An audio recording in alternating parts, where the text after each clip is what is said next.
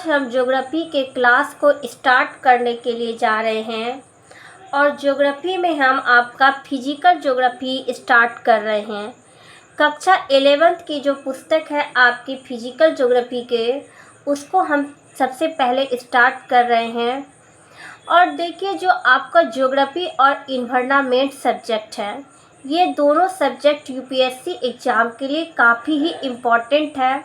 इस दोनों सब्जेक्ट का आपका अच्छी सी तैयारी होना चाहिए, हर एक कॉन्सेप्ट उसका क्लियर होना चाहिए। तो हम सबसे पहले फिजिकल ज्योग्राफी जो शुरू कर रहे हैं आपका, इसलिए कर रहे हैं क्योंकि इस पुस्तक से डायरेक्ट यूपीएससी प्रश्न पूछती है। यहाँ पर जो भी प्रश्न पूछे गए फिजिकल ज्योग्राफी से, वो बिल्कुल बुक पर का ही क्वेश्चन पूछा जाता है। तो फिजिकल ज्योग्राफी में जो आपका जलवायु वाला जो यूनिट है, उस यूनिट को हम स्टार्ट कर रहे हैं आज।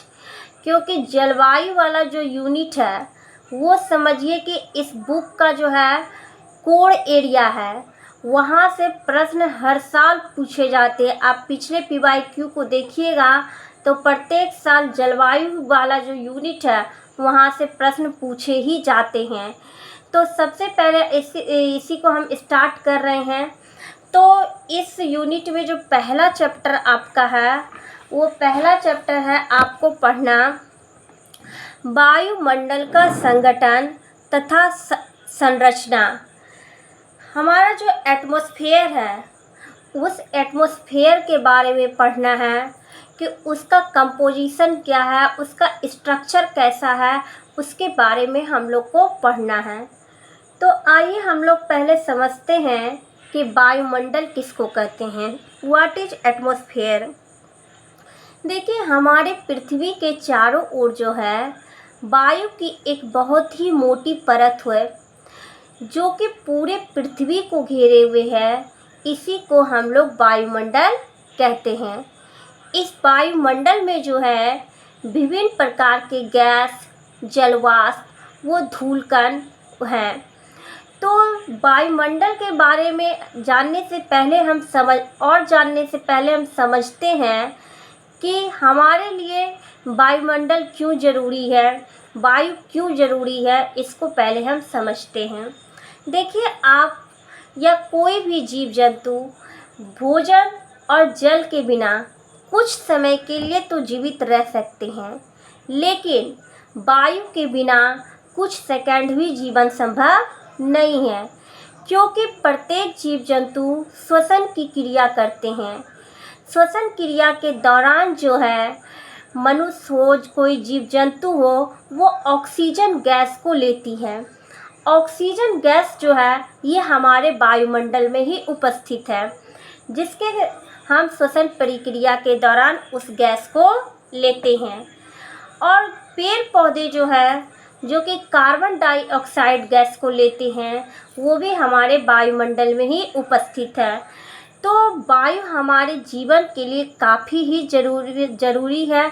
हम वायु के बिना हमारा जीवन ही संभव नहीं है।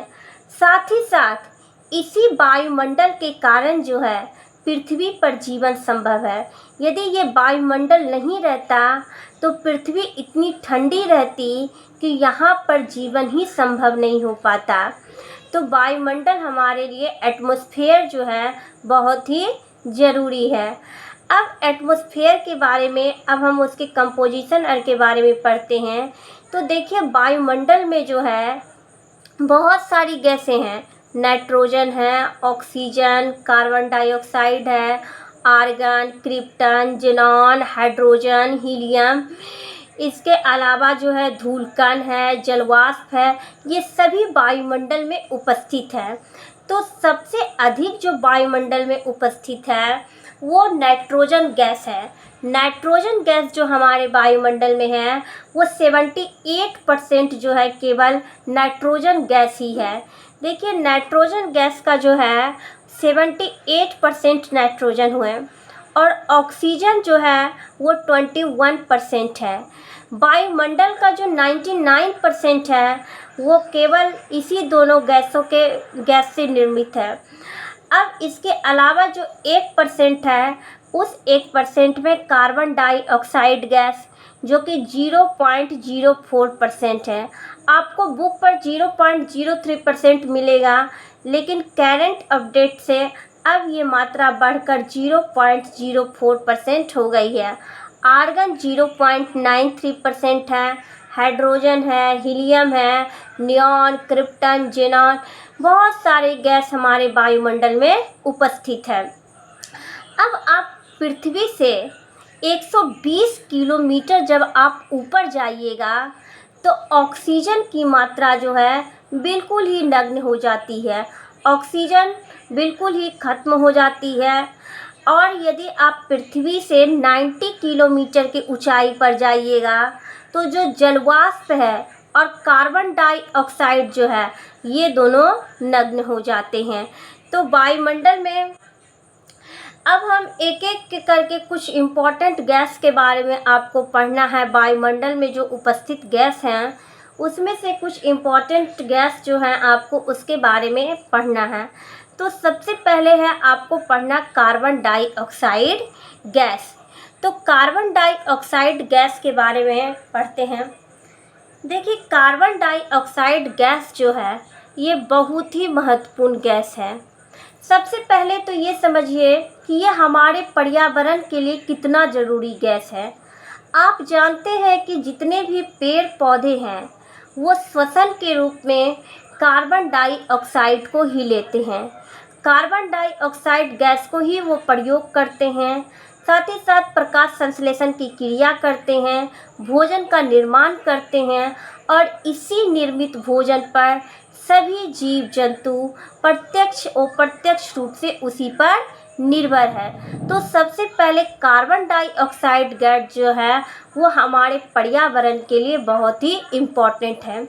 साथ ही साथ ये हमारी पृथ्वी के लिए भी आवश्यक है। ये एक ग्रीन हाउस गैस है। ग्रीन हाउस गैस होने के कारण ये जो है सूर्य का जो किरण है, जो सौर किरण है, सौर किरण के लिए तो ये गैस बिल्कुल पारदर्शी है। मतलब जो सूरज का ताप है, जो सौर ताप है, उसको पृथ्वी पर आने देती है। लेकिन जो पार्थिव विकिरण है उस विकिरण के लिए ये अपारदर्शी होती है। तो इसको थोड़ा आप समझिए पहले। देखिए, जो सौर किरण आते हैं, जो सौर ताप है, उसी सौर ताप से हमारी पृथ्वी गर्म होती है। जब हमारी पृथ्वी गर्म हो जाती है तो गर्म होने के बाद ये खुद हीट छोड़ने लगती है पृथ्वी, जो कि दीर्घ तरंगदैर्घ्य होता है, इसका लॉन्ग वेवलेंथ होती है। इसी को हम लोग पार्थिव विकिरण कहते हैं। जो हीट को वो छोड़ती है पृथ्वी, उसी को पार्थिव विकिरण कहते हैं। तो इसी पार्थिव विकिरण को जो है, छोड़े हुए हीट को जो है वो कार्बन डाइऑक्साइड गैस इसको एब्जॉर्ब कर लेती है और अवशोषित करने के बाद इसे पुनः पृथ्वी पर ही रिटर्न कर देती है, जिसके कारण पृथ्वी हमारी गर्म रहती है। और यदि यह प्रक्रिया नहीं होती, यदि कार्बन डाइऑक्साइड गैस जो है इसका अवशोषण नहीं करती और डायरेक्ट इस पार्थिव विकिरण को अंतरिक्ष में जाने देती, तो ये पृथ्वी इतनी ठंडी होती कि यहाँ पर जीवन ही संभव नहीं हो पाता। ये पृथ्वी पर कोई जीव जंतु ही नहीं रह पाते। इसलिए ये कार्बन डाइऑक्साइड गैस जो है ये पृथ्वी पर वो वातावरण तैयार करती है जिससे कि यहाँ जीवन संभव हो सके। देखिए, आप लोग ये भी सोचते हैं कि कार्बन डाइऑक्साइड गैस जो है एक हानिकारक गैस है, लेकिन ऐसी बात नहीं है। कार्बन डाइऑक्साइड की बढ़ी हुई मात्रा जो है वो हानिकारक होती है। नहीं तो ये हमारे पर्यावरण के लिए, हमारी पृथ्वी के लिए बहुत ही इम्पोर्टेंट गैस है, जिससे इस गैस के कारण हमारा जीवन यहाँ संभव हो पा रहा है। ठीक है। अब अगला है आपको पढ़ना ओजोन गैस के बारे में पढ़ना है। तो देखिए, आप ये जो ओजोन लेयर है, ओजोन गैस जो है ये समताप मंडल में ओजोन लेयर पाया जाता है। ठीक है। ये ओजोन लेयर जो है 10 से पृथ्वी के सतह से जो है 10 से 50 किलोमीटर की ऊंचाई पर ये लेयर उपस्थित है। और ये ओजोन लेयर जो है, ये ओजोन गैस जो है, ये सौर से आने वाली जो अल्ट्रावायलेट रेज है, जो पराबैंगनी किरणें हैं, उस किरणें को पृथ्वी तक आने से रोकती है। यदि ये हानिकारक किरणें पृथ्वी पर पहुंच जाएं तो ये समस्त पर्यावरण के लिए, समस्त जीवों के लिए ये हानिकारक होगी। इसलिए इसको रोकने का काम करती है ये ओजोन गैस। ये भी बहुत ही इम्पॉर्टेंट है हमारे पृथ्वी के लिए। और अगला है ऑक्सीजन गैस। ऑक्सीजन गैस तो हर जीव जंतु, हर मनुष्य के लिए, सभी जीवों के लिए ऑक्सीजन गैस काफ़ी महत्वपूर्ण गैस है। इसी गैस के कारण हम श्वसन की क्रिया संभव हो करते हैं और हमारा जीवन यहाँ संभव है। ठीक है।